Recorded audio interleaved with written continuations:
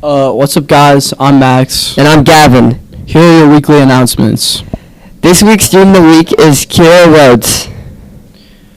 Kara, this is what your teachers have to say about you. Kara is an amazing young lady whose smile can light up any room. Her teachers notice her focus in class, attention to details, and kindness to others. So, Max, do you do art? No. Thought you said you were Pablo Picasso. Gosh. Well, these people know how to draw. Here are our student shout-outs of the week. Gianna Gaskins won an honorable mention for her poetry submission to the Scholastic Art and Writing Contest. The title of her work is Wandering, and Pandemic Reflection.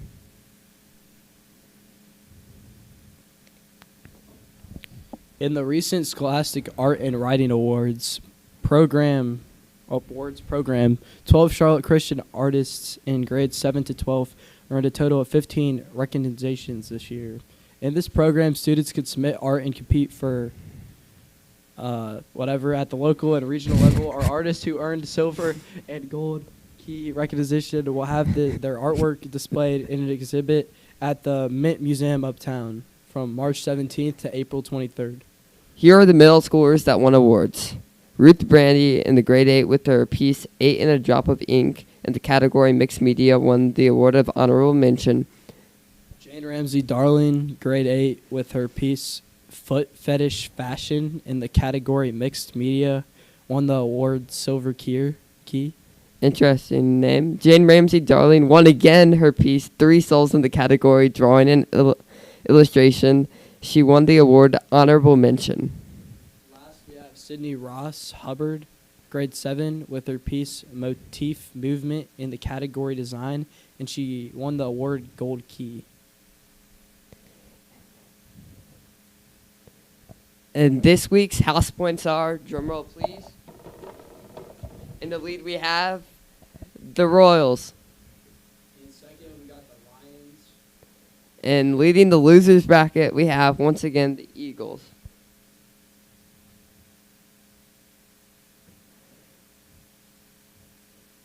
This month is Black History Month, so we're spotlighting influential African American figures throughout American history to recognize their contributions to our country.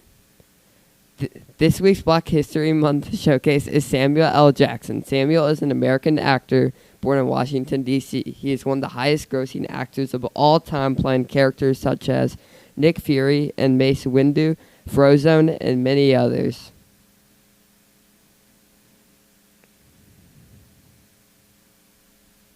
Tomorrow we will have a Bible character dress-up day. Make sure you dress up. Students must wear non-villain costumes that adhere to all dress code policies. Leggings and athletic wear will not be permitted. There will be a costume contest during chapel.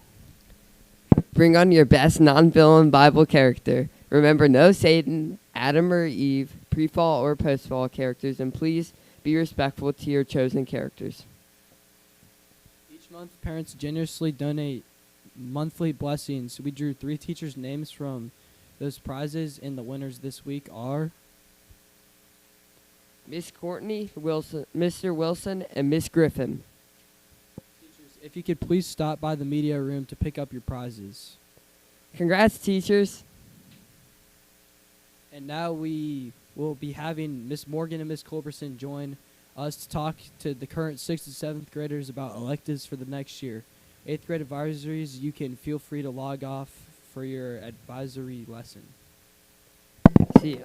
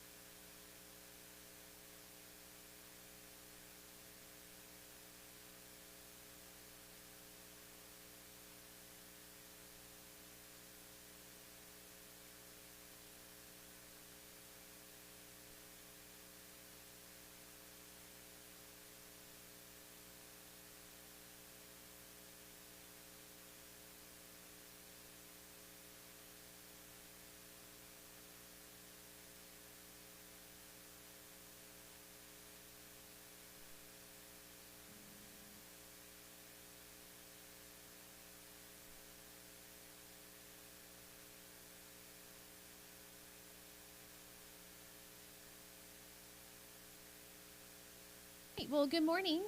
I am joined with Ms. Culberson. We're going to talk to our 6th and 7th graders about our elective registration process. This is not totally new for you all, so we just want to go over, there's some new classes and some new processes if you're in 7th grade. So we just want to touch on those this morning. All right, we have a, do I click to go next? Okay, we have a course curriculum guide that is available several different places. So you can either find it on the school's website under academics. You can also find it in the focus that will go out this week. There will also be an email that goes out to your parents this week on Friday with all of this information. So there's lots of ways to find it. And in the curriculum guide, there are descriptions for every single class, every core class, so including language arts, all the different math classes, science, social studies, and all of the electives. So if you're wondering what a certain class is going to cover, that's where you look. So on the next slide, we'll talk about the different classes that you take in 7th and 8th grade. We're going to start with 7th grade. So you have core periods, and you guys know what these are. Language arts and math, you'll go into one of 3 math classes, either Math 7, Pre-Algebra, or Algebra 1. That is determined based on the grades in that class and your teacher recommendation. Life science and modern world civilization. So all of those are given to you in addition to Bible and life. Let's see, if I can just control, I think that'll be good. There we go. Bible, which rotates with life fitness. Life fitness is just a new name for PE. So same class, different title. So Bible, life fitness rotate, and then whatever language you were in 6th grade is what you will automatically be enrolled in 7th grade. So if you're in Latin, you'll go into Latin. Same with French and Spanish. 6th graders, if you want to change between 6th and 7th grade, that's not super easy. We don't recommend that. But if you have questions or you want to explore that, you need to reach out to me or Ms. Culberson. Sometimes we'll able to approve that if you take maybe some additional coursework, tutoring over the summer to make sure that you are ready for 7th grade. Now, 7th and 8th graders, when you're in world language, you cannot switch between 7th and 8th grade. And this is why. When you take a language in 7th grade and then in 8th grade, you get credit for a high school level course. If you take both years, you get credit for level 1. And then when you get into upper school, you can start with level 2 or level 2 honors. So we also have some choice periods, and this is what we're going to talk about today. Ms. Culberson will go over, it's kind of like a puzzle piece that fits together. And so your electives fall into 3 groups, either fine arts classes, and everyone is required to take one of those, and then innovation STEM classes and personal skills. So in 8th grade, it's very similar. You're going to take language arts. You're in one of 3 math classes, either pre-algebra, algebra 1, or geometry. Earth science, American civilization with the emphasis on North Carolina. Bible, again, that rotates with life fitness. And then you'll take the second part of that level 1 world language. For you, the same thing. You're going to choose between a combination of these 3 electives: fine arts, innovation STEM, and personal skills. So as a fine arts requirement, you have to choose one of these that are on the screen if you're in 7th or 8th grade. So some of them are semester, some of them are year-long. Acting 7-8, creative media, digital music, exploratory art, guitar, and ukulele. Those fine arts classes are semester, but notice there is an asterisk beside those classes. Anytime you see a class when you're registering with an asterisk, it's really important, especially if you're in 8th grade. So 8th graders, listen up. If you have already taken that class in 7th grade, you may not repeat it in 8th grade. So if you're in digital music right now, or you took it first semester, do not rank that as one of your top choices. You will not be given that class. So instead, make sure you're ranking courses at the top that you're actually able to take. Act 2 is audition only. So if you rank this as a course that you're interested in, put that as your number one choice. And then Ms. Hilton will reach out to you with information about how to audition, the dates, the requirements, all of that information. The same goes for MidKnight News. So if you are interested in taking MidKnight News, that is an application only. So if you rank this as one of your top couple choices, Ms. Wilson will reach out and say, hey, you indicated interest in taking MidKnight News. This is an application process. This is how you can apply, submit a video, those types of things. So those are all of your semester and year-long fine arts classes. And, whoops, it's on, there's a drop-down menu that it's on.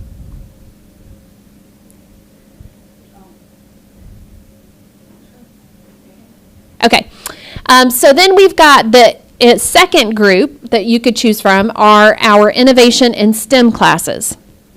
Our semester classes that we're offering are 3D modeling and design, engineering and advanced engineering, forensic science, junior achievement. So those are semester classes. And then year-long, we have robo nights. So again, you see all those classes with asterisks. That means if you took those in 7th grade, you may not take them again in 8th grade. You should not rank those as any of your top options. Engineering is required before you take advanced engineering. But if you're going into 8th grade and you're like, hey, I've heard some cool things about advanced engineering. They're building tiny, tiny houses, like for, the size that would fit a doll, with running water and electricity. That's super awesome, lots of fun. You can take engineering your first semester of your 8th grade year and get into advanced engineering second semester. So don't count it out if you weren't able to take engineering in 7th grade and you want to do that. Go ahead and rank it.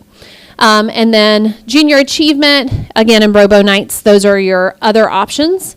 And our personal skills category, the third category, the semester options are faith and sports. Speech and debate, that's a new class. So maybe you took public speaking in 6th grade and you want to continue this on. Speech and debate is available. Study hall, you can either take that as a semester class or a year-long class, but you cannot take more than one study hall per semester. Again, you see those with asterisks. If you were in 7th grade and you already took those classes, do not register for them for 8th grade. You will not receive them as much as you might want to. All right. So let's talk about those electives that Ms. Morgan just described. You're familiar with how those electives work, and you can take them either as a semester class or a year-long class. But remember, one of those has to be a fine arts elective.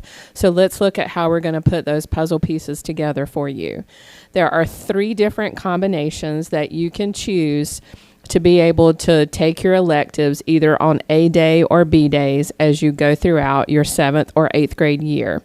The first combination would be for you to take 2 year-long electives, one meeting on A day and one meeting on B day. So as you see on the screen, this would be a possibility. You could take band. Let's say it meets on A day and it would meet all year long. And then your other choice would be to choose another year-long class, maybe something like Robo Nights, that would meet on B day all year long. So you would have 2 electives meeting opposite days all year long. Another choice would be to take a year-long class and 2 semester classes. So you would have 3 electives that meet throughout the year. So an option could be to take choir, which meets all year, and then 2 semester electives on the opposite day. So something like creative media and engineering. So that would give you a total of 3 electives for the year. Your third option would be to take 4 semester electives. You would have 2 on A day and 2 on B day. So you see the options that are there, and you would make choices on your registration form to choose 4 semester electives that would meet throughout the year. So those are your combinations that you could do. You have 3 different choices: 2 year-long, choose 3, 1 year and 2 semester, or choose 4, all 4 semester. So think about that as you're putting your puzzle piece together when the elective registration comes out for you on Friday. This is what the form will look like this year. This will come out in an email on Friday to you. We're going to click on one of the forms so that you can see what it looks like. I think, Miss Wilson, you may have to do that for us. And if you'll scroll down, as you look at the form, there's some general information that you'll fill out, your first name, last name, and then as you'll see, it is divided into choices for you to choose your elective: first choice, second choice, third choice. And as you're thinking about that puzzle piece that you want to put together, if you go to your first choice and you choose a year long, then you're going to want to make your second and third choice 2 semester electives. If you make your first choice a year long, you're going to want to make your second choice a year long. So think about that puzzle as you're choosing your electives as you go through. And make sure you fill out all of your choices through number 8. And then we ask that you choose some optional fine arts electives, because remember, that's required, so that as you work your way through, you're going to make sure you get the choices that you've ranked in the higher order. All right, I'm going to turn it back over to Miss Morgan. All right, so back to the presentation. A few important notes. Again, you're required to take 1 fine arts elective, and in the course curriculum guide and even in the form, there are notes beside each class to remind you of which ones those are. This is not a first come, first serve process. So if you have a sibling in the upper school, you probably know that they complete their course registration and it is first come, first serve, meaning it's important that you finish yours or submit yours early. That is not the case here. We want you to take your time, sit down with your parent if you want. You've got almost 2 full weeks to complete this, so just take your time. As long as you submit the form before spring break, that's all that matters. Courses, again, with an asterisk, that is so important, especially for our rising 8th graders. If you already took a class in 7th grade that has an asterisk, please do not rank that in your form, because you will not receive it. And then you've just kind of skipped over maybe something that you would have rather taken or that you're able to take, and you put it down at the bottom of your list and we didn't prioritize it. So you've got to be really careful when you're completing that form. Also, some of the courses that we have listed as available may end up not making next year. It just depends on the demand of the students and how many students sign up for it. So let's say, for example, there's a class that only 3 people sign up for. There's a chance we might not end up offering it. If a whole bunch of students sign up for a class, we'll try to offer more sections. So just note, just because it's on the form does not necessarily mean it will be available next year. In the event that there's a course that has way too many requests and there's a lot of students that could make it fit into their schedule, but we don't know how to choose which ones to go in, we'll use a random lottery, meaning that we'll give every student a number and then we'll use a random number generator to randomly select, let's say, 20 students for that class. And those are the students who will go in. So again, it's not first come, first serve. Do not rush to complete the forms. So on Friday, the 24th, an email will go out to your parents. It will include the curriculum guide, which describes every course. The forms will also be included for you to open up. This is not something you do in MyCCS. It's just a Google form. You saw that Ms. Culberson went through. And then March 10th, the registration form is due. So it's no rush, but do not forget it, because we will almost immediately begin working on class placements for next year as soon as those come in after the 10th. So it's really important that yours is included and that we don't have to chase you down to get your form from you. So that is all that we have for registrations. Again, everything is coming out to you on Friday. If you have questions along the way, like fine arts questions, ask your teacher that you're with right now. Talk to Ms. Niesner. Talk to Ms. Wilson, Ms. Green. You know, you can talk to all your teachers about these classes to give you an idea of what to expect, but you can also reach out to me and Ms. Culberson. All right, thanks for joining us.